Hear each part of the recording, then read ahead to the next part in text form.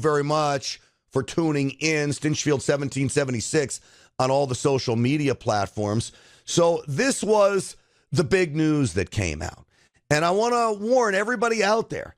A lot of people were thinking this was good news, that they lifted some of the gag order. This was coming out of New York. This was the records-keeping case involving Stormy Daniels and Michael Cohen. So President Trump now allowed to talk about the witnesses, not allowed to talk about prosecutors, except Alvin Bragg. But the main prosecutor that needs to be talking about is Matthew Colangelo. This is the Department of Justice plant. He leaves the DOJ, goes up to New York to take a job as a prosecutor in New York after being a bigwig, top-notch, not top-notch, but top-level member of Merrick Garland's staff. It's a setup job. This is proof that it was a setup job. This is how Fox News covered the news. This just into the newsroom now. New York Judge Juan Merchan has partially lifted the gag order imposed on former President Donald Trump during his criminal trial in New York City. Because the case is over, Merchan has lifted the parts of the gag order that protected specifically the witnesses and the jurors. But what Trump is still barred from commenting about publicly now is individual prosecutors, court staff, and their family members. This part of the gag order is going to remain in place until Trump receives his sentencing just a few weeks from now. Sandra, we were just talking about this, or you were just talking about this with Carrie Urban a few moments ago. It sounds like this is some pretty big movement in favor of the former president. Yeah, I mean, remember, all throughout this trial, every single time that the former president stepped out in front of that microphone, this was a major frustration of his, this gag order. And the judge has now lifted, to your point, Jillian, parts of the gag order, not in its entirety. Because the case is over, Merchan has lifted parts of the gag order that protected witnesses and jurors. And also, as to reiterate, Trump still cannot comment about individual prosecutors, court staff, and their family members. That part of the gag order remains in effect until sentencing. But I think they're missing the most important point here, folks. The most important point is Matthew Colangelo cannot be talked about. Matthew Colangelo is the architect of the lawfare against President Trump in New York City. We know that to be true. So what happens now when you get devious moderators like Dana Bash and Jake Tapper literally leading President Trump into this trap?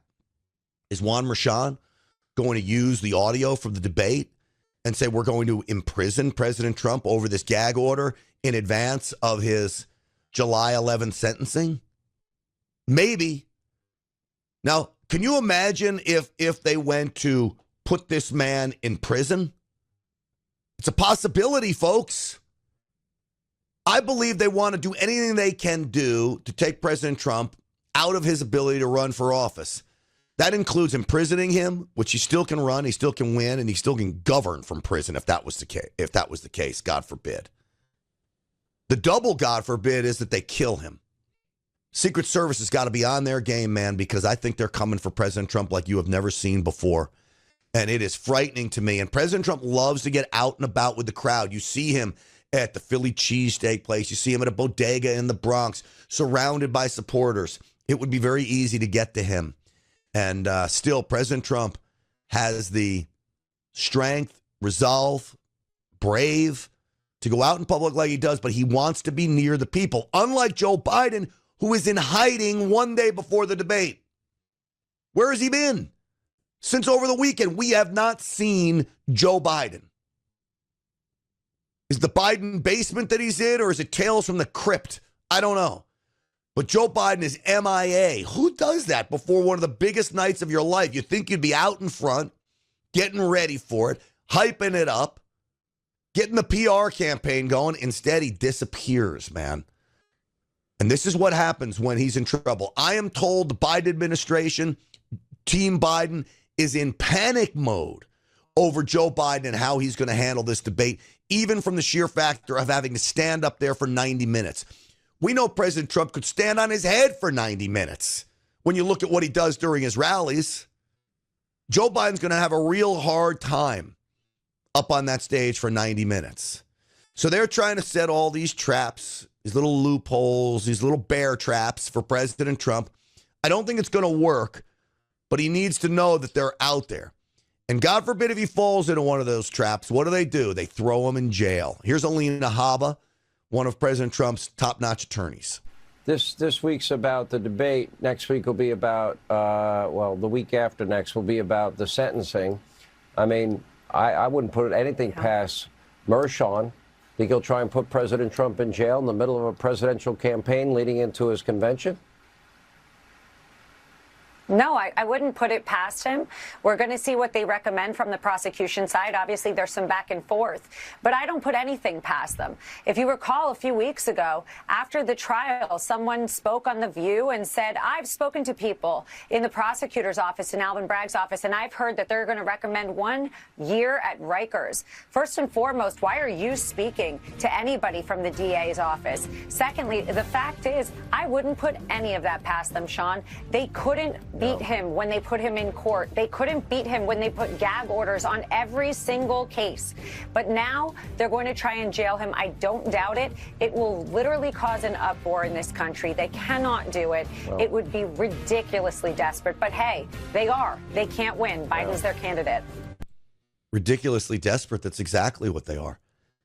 They don't know what to do. So now the question becomes, if Joe Biden falters and fails on Thursday, we've got this vote for Merrick Garland to be held in contempt for not releasing the Robert Hur tapes. The Robert Hur tapes are those of Joe Biden being interviewed by the special counsel looking into Joe Biden's classified documents case.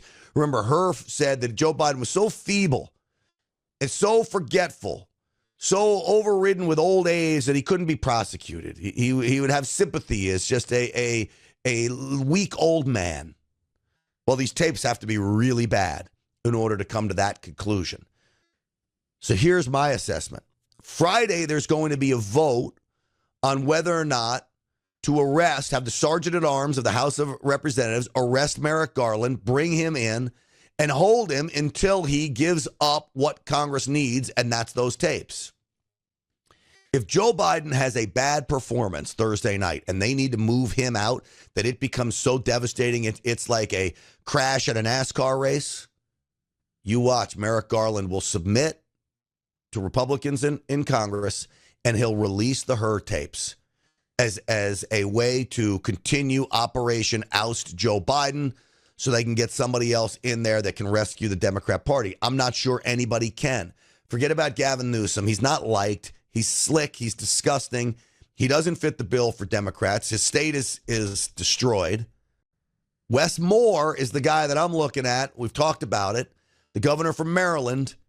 He's a likable guy, and they're really pushing him out there, and they're bringing him into all kinds of moderate forums like Fox News to up his ante. They made Barack Obama the Messiah in 2 weeks. They could put anybody they want out there and make them a rock star in just a few weeks. Anybody but Joe Biden, anybody but Kamala Harris. They've already sealed their fate as totally, totally unlikable. Those people are not going anywhere.